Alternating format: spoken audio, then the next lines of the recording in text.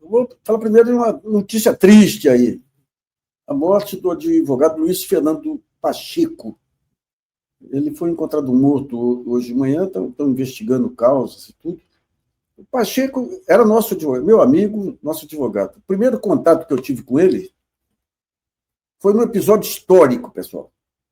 Em pleno mensalão, o Joaquim Barbosa tinha aberto mão aí de fazer uma gestão histórica no Supremo como o primeiro negro, sujeito que venceu por conta própria e tudo, sem padrinhos, sem nada, e se transformou naquela fera indomável lá, adulado pela revista Veja e por outros, com aquela história, o menino pobre que salvou o Brasil. Era terrível, a parcialidade dele, a grosseria, a agressividade dele, a parcialidade. Você tinha lá relatórios da Polícia Federal dizendo que não houve desvio do VisaNet e ele tornou o relatório sigiloso para não permitir a defesa levantar esses dados. E era aquela unanimidade, já tinha aquele clima de linchamento que depois ganhou aquele impulso maior na Lava Jato, então não podia falar contra ele, quem falasse era corrupto. E nós tivemos um episódio fantástico. Eu estava no meu escritório lá, assistindo televisão, quando irrompe no salão do Supremo, vai no púlpito Luiz Fernando Pacheco e enfrenta Joaquim Barbosa. Joaquim Barbosa perdeu o rumo lá, começou a xingar, dizer que ele era bêbado, todo um absurdo. Quando eu vi aquela cena, imediatamente entrei em contato com amigos para pegar o telefone dele, liguei para ele lá, o celular dele lá, dando os parabéns pela coragem de... Ele furou o balão ali. Porque quando ele furou o balão, mostrou que o rei estava nu, o que aconteceu? O país inteiro caiu na real. Os próprios colegas dele no Supremo já não toleravam aquela agressividade sem limites do Joaquim Barbosa, tanto que o Joaquim Barbosa, uma semana depois, pediu a aposentadoria do Supremo. E eu liguei para o Pacheco, e depois fomos tomar um café lá, e ele falou do conforto que ele sentiu recebendo o apoio solitário meu pelo telefone lá. Depois disso, ficamos amigos, aí participava dos saraus do GGN, foi meu advogado aí em casos aí criminais, um sujeito fantástico. Aqui, uma foto histórica dele lá, Joaquim Barbosa, todo poderoso lá, e ele aqui no canto aqui, enfrentando, não era afrontando, não, enfrentando e defendendo as prerrogativas de advogado. E ele aqui numa... Opa, só um pouquinho. Ele aqui numa outra cena, nesse mesmo episódio aí, sabe? Então, digamos, essa coragem dele, ele tinha aquela indignação dos justos lá, sabe? Ele era indignado com diferenças sociais, era um cara fantástico. Um cara fantástico. Foi advogado nosso aqui quando a Joyce Hasselman atacou minha filha. Lá havia uma homônima dela, uma moça até muito boa, economista lá em Boston, participou de uma manifestação contra o Sérgio Moro lá. E a Joyce, sabendo que não era minha filha, me conhecia tudo lá, disparou ataques dos mais baixos, e foi o Pacheco que foi lá e conseguiu uma condenação dela. Né? Mas é pena, era um grande coração, um sujeito extraordinário. Né? Pessoal, vamos trazer aqui aquela cena que eu mencionei do Pacheco enfrentando Joaquim Barbosa.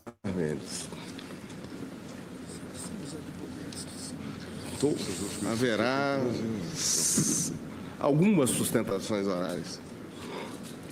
Um número considerável.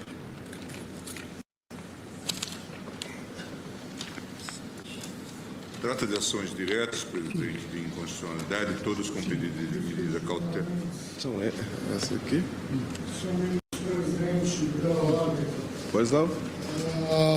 Não quero de forma alguma atrapalhar os trabalhos dessa corte.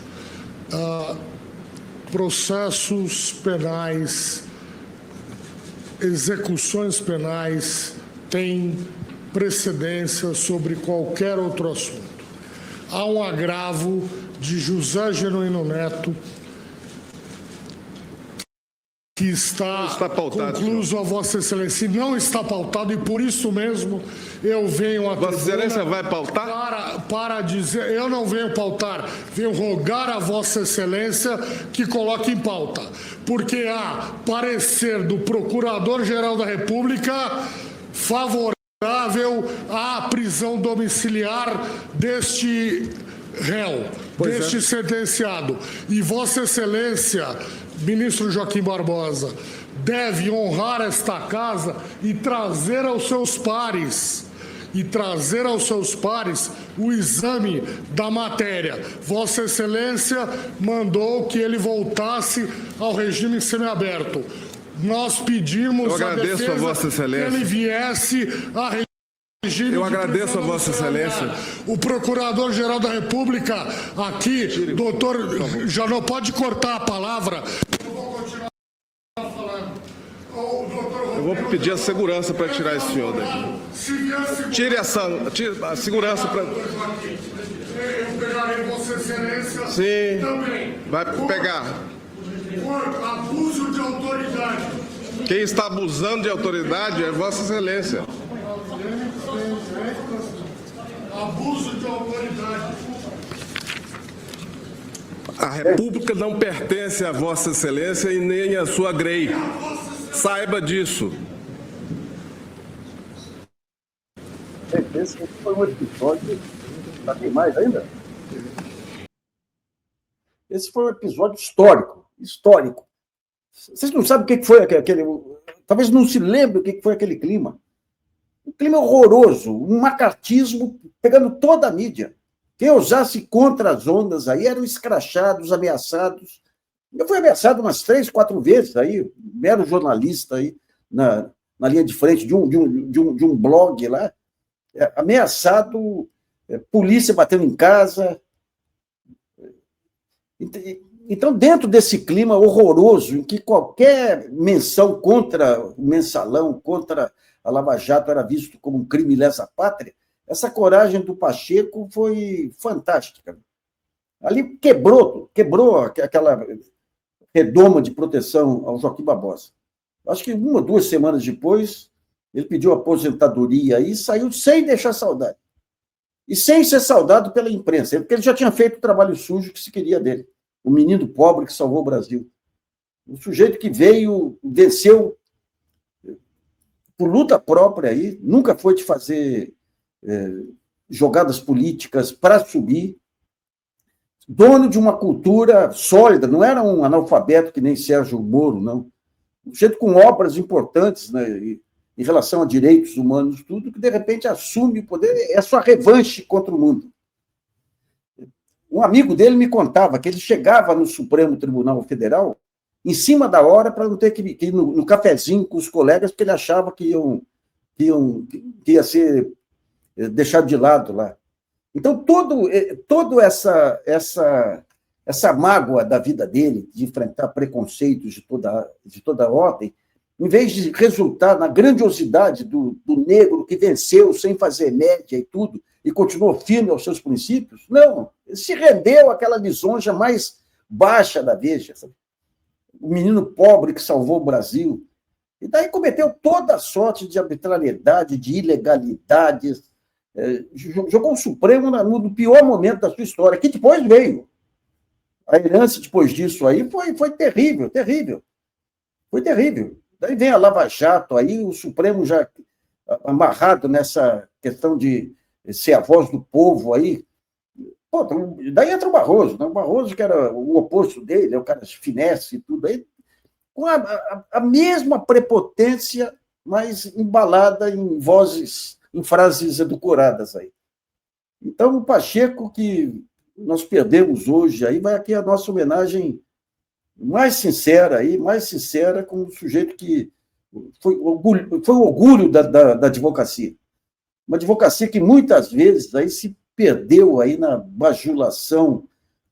Aqui em São Paulo, eu lembro aqui a OAB aqui em São Paulo, quando o Haddad propôs limite de velocidade, aí que tinha estatísticas mostrando que reduzia a morte, a OAB aqui entrando com uma ação contra ele. A OAB de Brasília, a OAB federal também, em vários momentos, endossando essa violência do Supremo e tudo. E dentro desse quadro, Pacheco, a coragem dele de enfrentar o homem que tinha não só o poder de polícia na mão dele, mas o poder do microfone. Cortou o microfone e ele continuou com o seu discurso lá em defesa das prerrogativas do advogado e em defesa do réu. O Genuíno, nessa época, ele tinha feito uma operação terrível, correndo risco de vida e tudo lá, e a crueldade do Joaquim Barbosa, a crueldade dos juízes. Eu contei um caso aqui uma vez, a enteada do Gilmar Mendes. Eu tinha feito uma crítica, acho que o Estadão deu uma nota dizendo que o governador do Distrito Federal demitiu 10 mil funcionários, mas colocou a enteada promoveu a enteada do Gilmar. Tudo. Eu fiz um artigo lá, daí recebi um telefonema da Guiomar, que é a esposa do Gilmar. Aí o Gilmar declarou que na época não era... Tem uma nota do Supremo, que na época ele não era casado com a Guiomar, mas já tinha todo o relacionamento lá, né? E a Guiomar me ligou e falou, eu vi que sua filha vai casar, eu tinha colocado no blog alguma coisa, eu queria que você ouvisse a história da minha filha. E contou, a moça era supervisora da Papuda. O Genuíno tinha ido preso para Brasília depois de uma operação delicadíssima aqui no Sírio, operação no coração. Passou mal da Papuda, ela pediu autorização para o juiz da vara de execuções aí para levar ele numa clínica particular. Foi proibido. Gente, eu fiz um levantamento na época lá, qualquer dia eu publico aí, com todos os abusos de juiz individualmente. Esse juiz ia matar o Genuíno. O que fez a moça lá? Colocou o Genuíno escondido no seu carro e levou o Genuíno para a clínica, salvando a vida do Genuíno. E depois ligou para a mãe e falou, mãe, o que o Joaquim vai fazer agora comigo? Assim, o Joaquim é essa coisa aí, esse verdugo aí, né? Então, você teve momentos de grandeza lá, em vários planos aí, mas o ponto central foi o rito da crueldade por parte de jornalistas, aí, com seus ataques terríveis contra adversários, contra jornalistas que tentavam enfrentar a maré das ruas. Eu vou te falar, desde que comecei a minha carreira, antes disso, desde a infância, que eu tenho horror à besta das ruas. Quando as ruas se juntam, não para a solidariedade, como foi nas diretas, ou foi agora, mas para o ódio. Sabe? Você não segura, é que nem torcida organizada, é linchamentos e tudo aí. Né?